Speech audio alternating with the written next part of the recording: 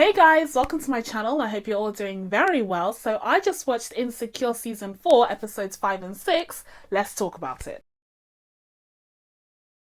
So a lot has happened since my last review of Insecure for episodes 3 and 4. We finally got a chance to see all of Issa's hard work materialize into this pretty impressive block party. I was so impressed. I was so proud of Issa for being able to achieve what she managed to with this block party. It was a success, a resounding success. Now, I personally wasn't too familiar with the artists present. I only knew Vince Staples. I still think the show was a resounding success in that it was able to display black talent and it was able to celebrate it, especially within that community. I think the block party successfully accomplished what it set out to do, which was bring the community of Inglewood together and celebrate black culture and black talent in that community, as well as raising awareness and promoting local businesses and giving them the push that they needed in this age of gentrification. Now, so much happened during this event. Issa was having an incredibly busy day, both in her professional and social life, and an example of the two actually converging together was with her confrontation with Condola. Condola did end up attending the event and actually seeing through the promises that she made when she was helping Issa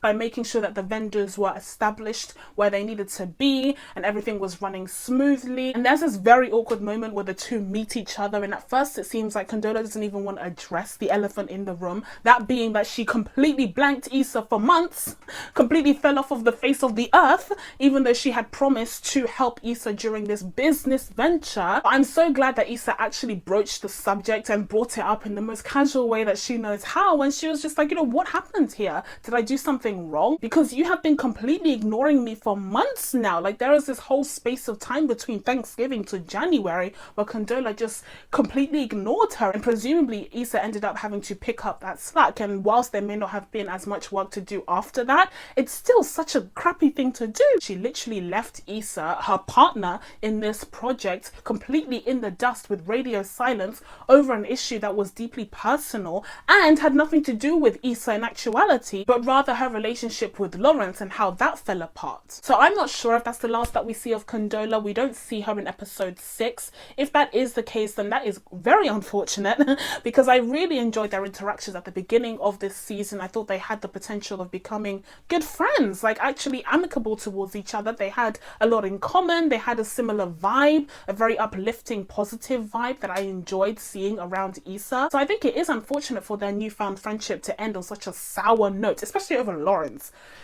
But Issa has way too much on her plate to be focusing on that for the moment, because the event is happening. Everyone is hustling and bustling, and she's looking around and she's seeing a lot of Caucasian faces which leave her quite worried, because she wanted to gear this whole event towards black people in the community. That was the whole purpose. She wanted to cater it towards them and highlighting talent in their community. And the fact that there were so many white people attending the beginning of this event left her a little bit worried, because she thought maybe she wasn't able to get that black reach that she was looking for. But she should have known!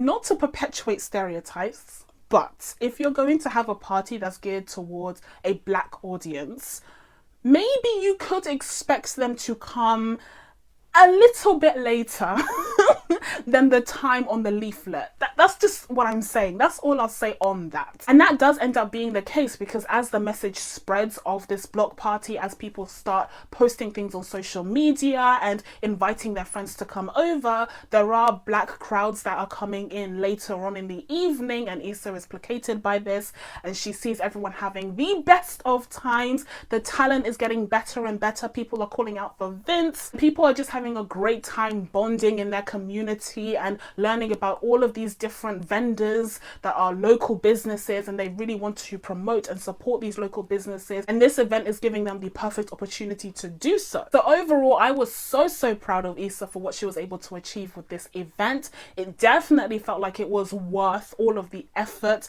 and the hardships and the trials and tribulations that she went through in the previous episodes of this season to bring this thing into fruition. But of course, it had to end on a bitter a sweet note because unfortunately her professional life and social life converged in an unfortunate blowout between her and Molly. Now, we've been feeling the tension in the friendship between Issa and Molly for a while now. That has been a major theme of this season, and that was emphasized at the very beginning of the season, where it started with Issa speaking to a mysterious person on the phone saying how she no longer gets along with Molly, she no longer F's with Molly, and it turns out that person is revealed to be Nathan. Very interestingly enough, I am so happy that Nathan is back. Listen, I'm about to say what I've been saying in previous reviews, but I've had to cut it out because it's just way too long. I am a fan of the character of Nathan. I think he is completely misunderstood. He is clearly someone who suffers from mental health issues, and the way that he ended his relationship with Issa in the previous season is a testament to that. He definitely has issues that he's working with, that are working against him even, and they are preventing him from establishing a deeper, more sustainable relationship with others, as shown by the fact that he completely ghosted her out of nowhere. He wasn't able to communicate his issues to her and actually work with her to solve them and to work on them. And instead, he took a few notes out of Condola's book and just went completely radio silence on her, which was unfortunate. I think in the character of Nathan, we have the opportunity to discuss the impact of mental illness in relationships. And I think if they establish that Nathan is actually working towards getting help for himself to actually develop, to actually improve so that he can sustain a relationship with Issa, it would be really interesting to see how that relationship would go. I think there's potential there, and plus he's really hot. Super fine. So I want them to work it out immediately. I'm done with Lawrence. I do not want them to get back together, but Nathan, I could stand to give a second chance. So anyways, it turns out that Issa was telling him that her relationship with Molly has broken down. And I remember saying in my previous review that I wanted a big event, a big blowout to establish why it is that their relationship had broken down, because I felt like the reason that we've been given from the previous episodes just wasn't sufficient. They felt very childish, they felt very immature, they could all be fixed by a simple conversation. But it turns out I got this weird hybrid, because Issa does establish that she is no longer speaking to Molly. They are no longer on friendly terms at the beginning of the episode. But at the end of the episode, we get the blowout that I was actually looking for to really break things apart so that they can mend back together later on. And boy, was that heated. And it was so frustrating because we were literally this close from getting out scot-free. It was an incredible block party. Everyone had a great time. The night could have just ended there. But no, Molly has to find out that Andrew ended up helping Issa because Nathan asked him to. Issa ended up using another contact that she had. Instead of using a direct route of asking Molly to ask Andrew for some help, she ended up asking Nathan to ask Andrew for some help. Why can't she speak to Andrew?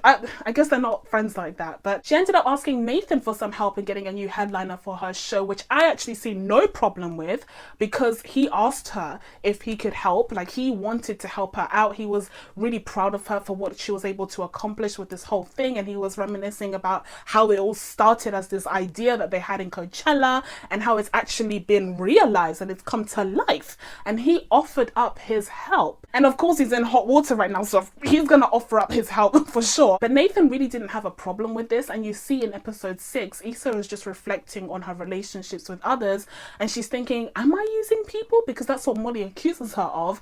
And she does contact Nathan, and Nathan reassures her, I wanted to help you. So he doesn't see it as something to hold a grudge over her for. He doesn't see her as a user because of that. And I think that somewhat reassures Issa, but that whole episode is just such a downer, because what happens in the climax of episode 5 is just huge. Molly completely just loses her mind. The entire episode, she was so reluctant to ease up when it came to her relationship with Issa. She was tense the entire time. In fact, she was this close to not even going, but she ends up going. She ends up seeing what Issa was able to accomplish without her help. Just saying. And Andrew even mentions, you know, this is why Issa was so stressed out, because this must have been so much work for her to bring together. Maybe that's what has created so much tension in your friendship, and perhaps after, when this is over, you can kind of rekindle that friendship and work things out. And just Andrew's just sitting there being a reasonable adult human being. Imagine that. And it seems like he's slowly but surely getting through to Molly, and she's finally understanding that maybe Issa's life doesn't revolve around her. And she even offers up an olive branch by giving Issa some food, because she's noticed that Issa was running around just trying to get everything sorted, that she wasn't able to eat throughout the day. And she also has that like dance where everyone is dancing, doing some sort of, I don't know, I'm not familiar with this dance, but everyone was having a great time. Everyone looked great and they danced together, and it seems like they're having a great time together, and it seems like all is fixed in that moment. But of course not, because once she finds out that Andrew ended up helping Issa, she loses her mind and she accuses Issa of being a user and a terrible friend and that she'll never change. All of this nonsense. Like Molly every single episode this season, I've just been in true shock, because this character has just fallen off of a cliff for me. I don't understand this character, like especially this episode. Why are you so angry? Andrew literally has no problem with helping your friend. He literally said, I didn't think it would cause a rift because she's your best friend. I thought I was doing the right thing by helping out your best friend. He's so chill. Nathan is so chill. Andrew is so chill. Everyone is chill. Vince's manager is chill. He's thanking him even because it's just more exposure for the artist. Everyone is fine. And then Issa ends up having a successful night. Everyone gets to go home and tell this amazing story, and hopefully she's able to replicate it on another occasion. What's the problem? No, Molly sees the problem. She sees Issa as a user, blah, blah, blah. And it's so frustrating. Not to mention the fact that Molly wouldn't even know Andrew if it wasn't for Issa, because she introduced them through Nathan. So it's just such a frustrating series of events that happens. And I kind of asked for it, because I did say in my previous review that I wanted a blowout. I wanted this big thing to happen where Issa and Molly's relationship seemed irreparable. It definitely happened. I definitely got that. But at what cost? And especially at the end where someone yells, she's got a gun, or someone's got a gun, and everyone flees. And that just adds to the bitterness of the bittersweet ending of this otherwise incredible achievement. Now, after the crazy series of events that happened in episode 5, it makes sense that we kind of wound down a bit for episode 6 and focused where Issa is mentally after the block party happened. Now, I remember saying as well in my previous review that Issa needed to focus on not only the block party, but also what she was going to do with her life afterward. That was definitely something that was waiting for her over there in the horizon after the whole stress of the block party was completely gone from her life, because it really had consumed every element of her life. And that was definitely a concern, because how can she really grow as a person if she's only reliant on this one thing? And we see that in episode 6, that she's actually capitalizing on the success of the block party. She's taking in the feedback that people have given her on social media, and you see that she's starting to take on this stance of perhaps she could do this professionally. Perhaps this could be something that she regularly plans and organizes for her community. Like I mentioned, it's not only her career prospects that are weighing Issa down, because after the blowout with Molly, she's definitely reflecting upon her friendships and her relationships, and that's what leads her to calling Nathan, as I said before. But that's also a huge motivator for a lot of what she gets up to in this episode, which is just sad. sad to see. This episode should have been called No Good Deed Goes Unpunished, because she is trying to convince herself that what Molly said was completely incorrect. Hell no, Molly has no idea what she's talking about. I am not selfish. I am not a user. So she makes it a point to help and engage with everyone, including this guy George, who he's on a completely different world. Okay, he sees that this young woman has offered to help him out. At first he even threatens her. He says, listen, I don't like to hit women, but if you try it, we'll go there. George has seen some things. Okay, and in the end it seems as though he's going to his estranged son's house and his son is just like, Dad, is that you? So that's a whole different story over there. Instead, we refocus onto Issa, who ends up getting caught up in this bachelorette party gone wrong, because she thinks that she's making new friends and opening up and perhaps addressing the issues with her social life that she's been plagued with in this season. But no. These girls are not Issa's new friends. They have a whole other agenda in mind, because they have a list of things that they want to accomplish during this bachelorette party. And one of them is a dine and and dash. The other one is making friends with a stranger. And at the bottom of that little sheet, a little term and condition, if you will, it says that if they can combine more than one of these elements, then bonus points for them, which is just, it's like a smack in the face for Issa. But this entire series of unfortunate events all culminate to Issa taking a trip over to an Ethiopian supermarket or restaurant where she sees Molly through the window, and it looks like for one moment that she might actually be mature, step in there and actually have a discussion, a talk with Molly.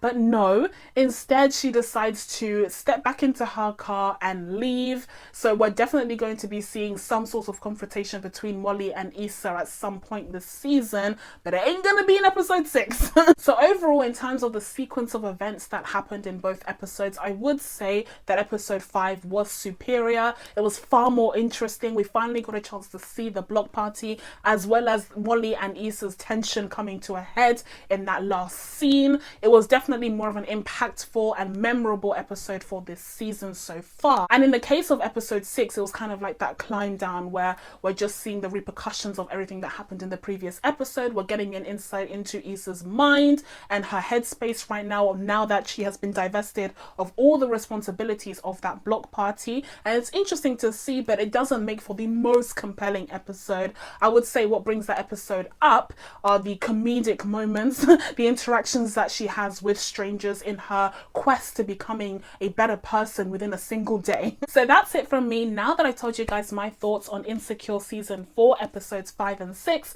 it's time for you guys to let me know what you thought of these episodes down in the comments below. Please be sure to subscribe to catch new videos coming up. Thank you guys so much for watching. I really appreciate it, and I will see you in the next one. Bye.